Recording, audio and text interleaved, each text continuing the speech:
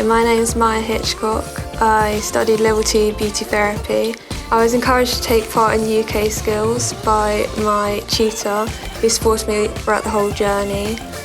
I got told about it also by my tutor in the college. So I've done 2 rounds. The first round was a day makeup and a red manicure. And then the second round, which was the qualifier round, was a evening makeup and a facial massage. On the days where I had to come in and take pictures and do the treatments, I was excited and a bit nervous because I didn't know how they were going to go. I've done well in the competition. I'm now the national finalist for WorldSkills Beauty Therapist.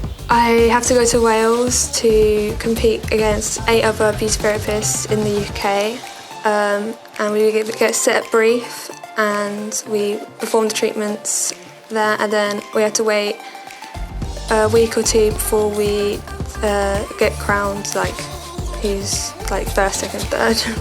Level 2 course, Melanie really been supportive. She's helped me along the way even when I was a bit nervous. I also had help from Shelley and Nelia in the makeup course, who's helped me with day makeup and evening makeup.